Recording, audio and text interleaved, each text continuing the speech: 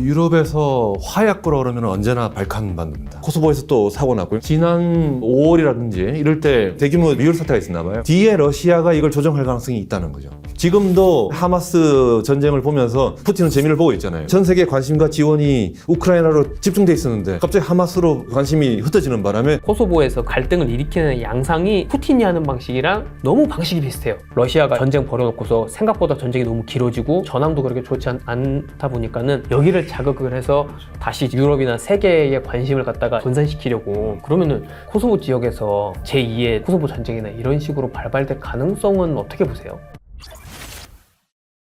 안녕하세요. 국제시사문예지 파도입니다. 이번 시간에는 발칸반도로 다룰 예정인데, 이 발칸반도 얘기를 하려는 이유는 러시아와 우크라이나 사이의 전쟁과 그 관련이 상당히 깊어요. 우크라이나 전쟁이 유럽 한복판에서 수십 년 만에 벌어진 전면전이었기 때문에 국제사회 관심도 다 쏠리고, 뭐 한국에서도 지원 많이 해주고 관심을 많이 받았지만, 지금은 이스라엘에서 더 큰 또 전쟁이 이제 벌어지는 바람에 국제사회 전반적인 관심들도 더 멀어진 게 사실이에요. 얼마 전에 그 우크라이나 대통령이 미국에 방문하기로 했었는데 분위기가 예전만큼 좋지는 않습니다. 그만큼 러시아의 푸틴한테는 훨씬 더 지금 유리한 이제 상황이 전개되고 있는 거죠. 일각에서는 우크라이나에 대한 관심이나 이런 게 떨어지게 만들어질 위기 상황? 이런 걸 또 러시아가 회착을 하고 있다는 주장도 있습니다. 그게 이제 오늘 얘기드릴 코소보, 발칸 반도에 대한 얘기인데요. 일단은 현재 지금 발칸반도에서 벌어지고 있는 일이 뭐길래 이렇게 사람들이 우려의 목소리를 내고 있는지. 그 유럽에서 화약 거라 그러면 언제나 발칸반도입니다. 발칸반도에서 옛날 사라예보에서 총성이 울리고 나서 1차 세계전이 시작됐잖아요. 그 정도로 발칸이라고 그러면은 유럽에서 가장 골치 아픈 지역. 여러분들 발칸이라는 데는 그리스 북쪽에 있는 거고요. 그 다음에 오스트리아든지 헝가리 남쪽에 있는 그 지역이 발칸 반도입니다. 여기가 왜 문제인가 하면은 옛날에 유럽의 중요한 제국 중에 하나가 오스만 투르크, 그리고 오스트리아가 중심으로 돼 있는 오스트리아 헝가리 제국, 이 두 제국이 격돌을 했던 지역이거든요. 일종의 점이 지역 같은데요. 여기서 거기다 보니까 뭐 제대로 된 나라들도 옛날에 별로 없었고, 겨우겨우 나라들을 갖다가 이제 유고슬라비아로 묶어놨는데, 그 공산 정권 무너지고 나서 발칸 전쟁이 일어나면서 보스니아 헤르체고비나를 중심으로 이른바 인종 청소가 있을 정도로 엄청난 싸움이 있었죠. 임시 봉합을 시켜놨는데 다시 지금 좀 터져 나올 수 있는 그런 분위기가 된다. 그래서 그걸 갖다가 저희가 좀 소개하려고 그러는 겁니다. 유고슬라비아를 갖다가 이해할 때 가장 중요한 건 뭐냐면은 종교가 세 개로 나눠져 있어요. 북쪽은 합스부르크, 오스트리아의 식민지를 오래 했기 때문에 이 사람들은 가톨릭입니다. 오스만 투르크가 지배했던 데는 오스만 투르크 지배 계급에 조금 가까웠던 사람들, 신터키 사람들은 개종을 해가지고 종교가 이슬람이에요. 그런데 터키에 맞서가지고 저항을 했던 그룹은 원래 있던 그 이른바 정교회라는 거죠. 정교회가 세 개로 나눠져가지고 지금 싸웠던 거거든요. 엄청나게 많은 사람이 죽고 해가지고 결국은 여러 나라들이 뿔뿔이 흩어져서 독립이 됐죠. 맨 위에 슬로베니아라는 나라가 있고, 그 다음에 축구 잘하는 크로아티아라는 나라도 있고, 가장 큰 덩어리가 이쪽에 세르비아가 있고요. 세르비아가 별 문제가 없겠구나, 하나의 좀 안전한 독립국가가 됐겠구나 생각했는데 90년대 후반에 코소보에서 또 사고 났고, 왜냐하면 세르비아 내에 코소보라는 지역의 인구의 90%가 알바니아 사람들이에요. 알바니아라는 건 뭐냐면은 그 슬라브족인데 이슬람 교도예요. 그러니까 이슬람 교도들이 90%를 차지하고 있는 코소보 지역에 있었다고요. 이 코소보에서 이제 또 내전이 일어난 거죠. 코소보가 지금은 이렇게 보시면 됩니다. 그 2년간의 코소보 전쟁을 통해 가지고 나토하고 미국이 도와줘서 독립이 됐어요. 근데 정확하게 표현하면은 독립이 됐다기보다는 반 정도 독립이 됐습니다. 그래, 독립국가를 인정하겠다 국가 승인했다가 친러시아 쪽에서는 승인을 안 해줬고, 미국이라든지 뭐 이렇게 EU 계통에서는 승인을 해주고, 그래서 그 반쪽짜리 승인을 받고 있는 애매한 위치에 있는 겁니다. 근데 여기서 코소보 내에 완전하게 또 다 그 이슬람 교도 알바니아 개면은 괜찮은데 이 중에 또 10%는 세르비아 사람들이에요. 정교회 사람들이에요. 이 사람들이 지금 일종의 분란이라고 그럴까요? 지난 5월이라든지 이럴 때 대규모 리얼 사태가 있었나 봐요. 나토에서 보냈던 평화유지군하고도 격돌이 있다, 이런 이야기를 하고 있습니다. 문제는 뭔가 아까 뒤에 러시아가 이걸 조정할 가능성이 있다는 거죠. 러시아가 개입을 해서 지금도 이번에 하마스 전쟁을 보면서 푸틴은 재미를 보고 있잖아요. 전 세계 관심과 지원이 우크라이나로 집중돼 있었는데 갑자기 하마스로 관심이 흩어지는 바람에 지원도 흩어질 거고, 거기다가 발칸이라는 거는 화약고기 때문에 발칸이 터지면 앞으로 또 어떻게 될지 모르는 새 3차 대전이 벌어질 수 있는 거고, 그런대로 복잡한 지역인데 여기서 뭔가 분란이 일어나면은 또 한 번의 그 기회가 생기지 않을까 걱정을 하고 있는 거죠. 그나마 지금 우크라이나 전쟁 같은 경우는 뭐 폴란드라든지 바로 주변국들이 러시아 위협을 늘 느끼고 있었기 그렇죠. 때문에 남의 일이라고 생각하지 그렇죠. 않으니까 더 적극적으로 약간 도와주고 네. 이제 이런 측면들이 있었는데, 네. 만약에 같은 유럽 지역에서 대규모로 그 분쟁이 벌어지면은 진짜로 유럽 연합이라든지 나토 차원에서의 우크라이나에 쏠려야 될 그렇죠. 것들이 다 뺏어갈 그 예. 가능성이 더 클 것 같아요. 발칸이라는 게 정말 복잡해요. 종주적으로도 엉켜 있고 세계적인 제국 두 개가 격돌하던 지역이기도 하고 그러다 보니까 미움도 되게 많은 것 같아요. 그 알바니아가 너희들은 왜 그 침략자인 오스만 투르크에 빌붙어 가지고 종교까지 다 바꾸고 했더냐. 우리 세르비아는 우리 민족의 자존을 위해서 싸웠다 뭐 이런 것도 있는 거고 엄청나게 피를 많이 흘렸죠. 피를 흘리니까 이제 더 또 앙금들도 남아 있을 거고 혹시라도 또 이런 분쟁이 터지고 그다음에 러시아가 들어올지 모르니까 나토에 이미 가입한 나라들도 많아요. 알바니아는 아예 나토에 가입돼 있고 크로아티아라든지 슬로베니아 같은 경우는 EU라든지 쪽 유럽하고 가깝게 있죠. 코소보 사태 때를 좀 기억을 해보면은 EU가 경제적인 공동체인데 처음으로 우리 유럽도 군대를 만들어서 군사적인 역할을 해야 되는 거 아니냐 그런 게 있었어요. 주요 국가들이 군대를 모긴 모았어요. 놀라웠던 건 코소보까지 이 병력을 갖다가 수송할 그 여력이 없었던 거예요. 그걸 하려면은 뭐 항공기도 있어야 될 거고 뭐 있어야 되는데 결국 미국한테 요청을 우리 수송을 좀 시켜달라 해가지고 결국은 마지막으로 이 병력을 옮긴 거는 미국이었거든요. 유럽연합이 지금은 사실 경제적으로나 뭐 정치적으로나 어느 정도 공동체 형성은 성공을 했지만 군사적으로 그렇게 뭔가 그 단결해서 뭘 하고 이런 그건 잘 없었잖아요.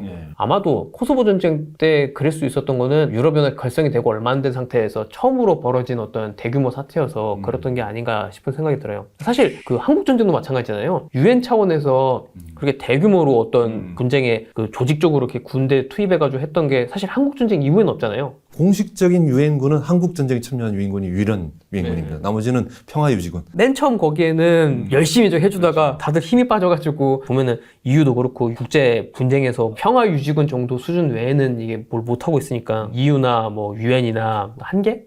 이런 것도 느껴지는 것 같아요. 그리고 저는 사실은 되게 주목해서 보고 있는 거는 러시아가 뭐 진짜로 지금 코소보에서 그 세르비아와의 갈등을 지금 조장을 하고 있는지는 완벽하게 알 수는 없잖아요. 그런데 갈등을 일으키는 양상이 푸틴이 하는 방식이랑 지금 세르비아가 하는 방식이랑 상당히 비슷하다는 느낌을 받긴 했어요.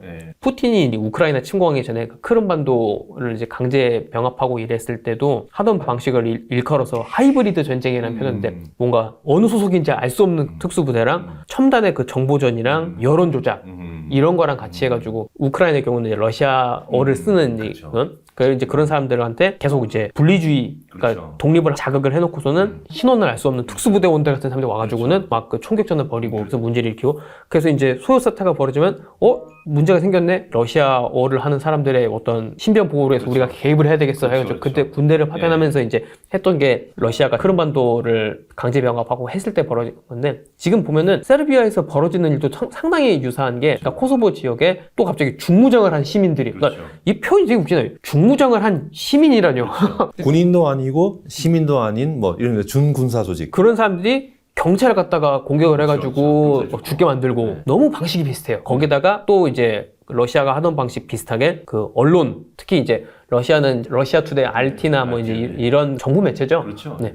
거기 통해 가지고 자꾸 프로파간다 하고 이러는 거를 지금 코소보 지역에서도 비슷하게 벌어지고 있다고 하는 거예요. 지금은 사실 우리들한테 많이 잊혀져 있지만은 2000년대 초반이나 뭐 이런 데쯤 해도 항상 세계에서 화약고는 발칸반도였어요. 국제 학회나 뭐 이런 쪽에서 북한 문제를 얘기하고 이럴 때도 맨날 뭐 한반도랑 그런 얘기를 할 때는 발칸화 그러니까 막 발카나이제이션이라고 해가지고는 맨날 발칸에 빗대서 그 한반도의 어떤 위기 상황이나 분열이나 뭐 이런 거를 그 표현을 했었거든요. 티토였죠. 국제적으로 강제로 이렇게 쥐고 있던 유고슬라비아가 이제 티토 사후에 무너지면서 이게 참 이것도 어떻게 보면 독재의 아이러니인데 독재자가 버티고 있을 때는 그래도 질서가 유지가 되는데 독재자가 죽거나 뭐 암살당하거나 뭐 혁명이 일어나서 무너지거나 하면은 그때부터 이 사회에 좀 잠들어 있던 어떤 그 갈등 요소들이 확 터지면서 그래서 유고슬라비아도 티토 사후에 이제 분열이 되고서는 나도 독립할래 이렇게 하면서 발칸 전쟁이 벌어지고 보스니아 이런 데서 인종 청소라고 많은 부분 이 발칸 반도에서 연원한 것들이거든요.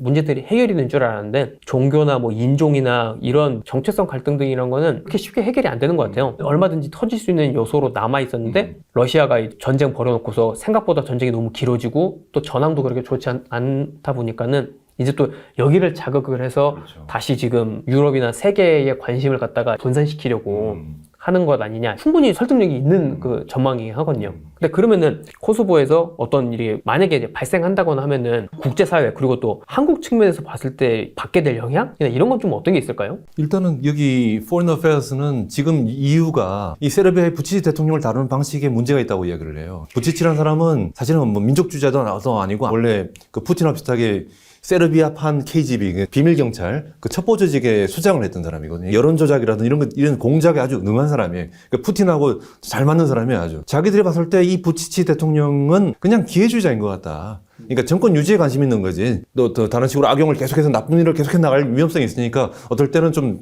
강하게 여기 표현하면 get tough란 말을 쓰는데 터프하게 조금 야단칠 건 야단쳐가면서 브레이크를 잡아줘야 될 거다 이 이야기를 해요. 25년 전에 코소보 전쟁할 때 나토가 우라늄 탄을 때 많이 쏴가지고 그것이 땅에 묻혀 있다 보니까 여러분들이 암에 걸린 거다 이런 식으로 뉴스들을 계속 퍼뜨려가지고 나토는 나쁜 놈들 느낌도 들게 하고 뭐 문제 터지고 나면 이건 사실 알바니아계 이슬람 애들이 한 짓이야 뭐 이런 식으로 자꾸 이간질도 하고 말이죠. 이런 작전들을 하고 있더라 이거죠. 두 번째는 지금 빨리 급하게라도 EU라든지 나토 쪽에서 언론 플레이를 할 수 있는 팀을 갖다 정보 공작할 수 있는 팀을 만들어라. 이쪽도 그에 맞서가지고 정확하게 그쪽 사람들한테 알려라. 그 코소보 내에 10%밖에 안 되는 세르비아계 사람들이 러시아에서 도와주면 우리 진짜 주민투표 통해가지고 독립시킬 수 있지 않을까 이런 기대가 있나 봐요. 정확하게 알려주라는 거예요. 25년 전에도 러시아는 말로만 이야기하지 절대 도와주지 않았고 지금도 여러분 보면 알지만 안 도와준다. 러시아 애들 쟤들 뻥만 치지. 절대 안 도와주니까 여러분들 그거 믿고 이 EU하고 미국에 맞서지 마라. 이런 얘기라도 하라는 거죠. 그걸 해야만이 부치치 대통령이 뭔가 모험을 시도한다든지 아니면 코소보 내에 그 세르비아 사람들이 무슨 모험을 한다든지 이걸 막을 수 있을 거다. 이런 얘기를 하고 있습니다. 그러면은 코소보 지역에서 현재까지 진행 상황을 봤을 때 제2의 또 뭐 코소보 전쟁이나 이런 식으로 발발될 가능성은 어떻게 보세요? 지금 봤을 때는 진짜 모르겠어요.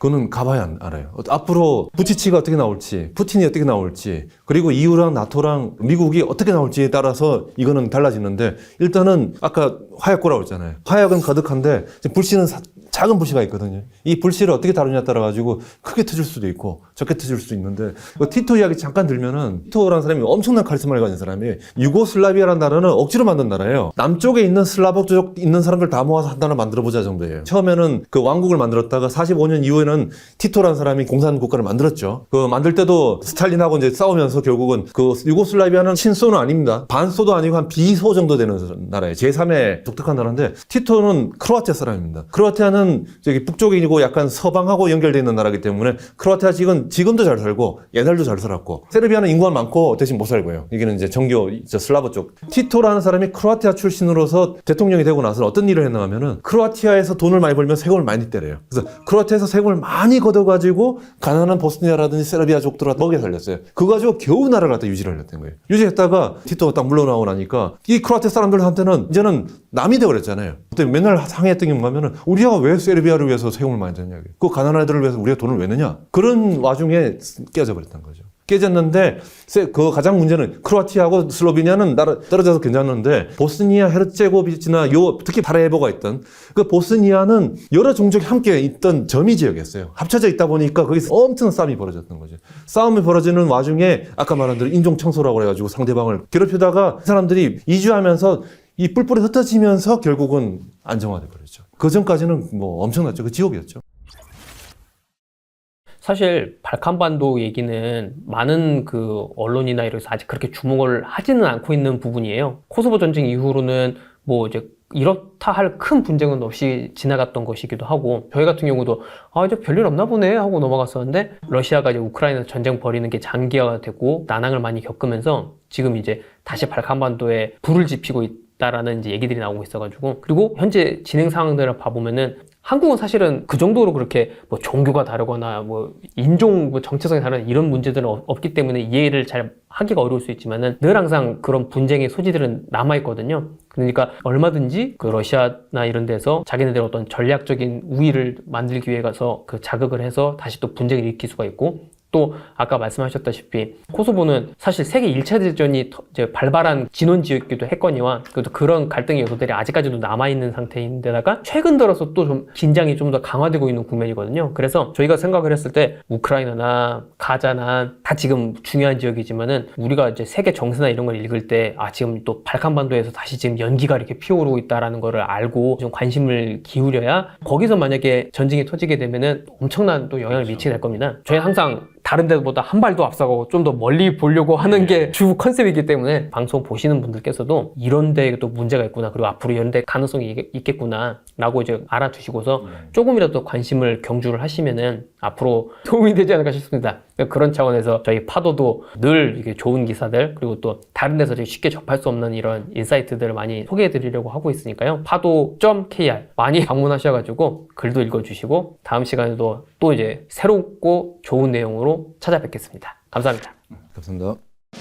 테크 트렌드를 뺀 내년 트렌드 전망이 무의미해졌습니다. 어떤 트렌드도 IT 트렌드의 중력을 벗어날 수 없습니다. 그래서 티타임즈가 준비한 2024 IT 트렌드 강좌 LLM이 모든 것을 집어삼킨다. 2024년은 챗 GPT를 만든 초거대 언어 모델 LLM이 모든 기기, 모든 서비스에 스며드는 원년이 될 것입니다. LLM이 스마트폰 이후 최대의 하드웨어 전쟁, 인터페이스 전쟁을 촉발할 것입니다. LLM이 모든 것을 집어삼킬 2024년, 우리는 어떻게 비즈니스 기회를 발굴해야 할까요?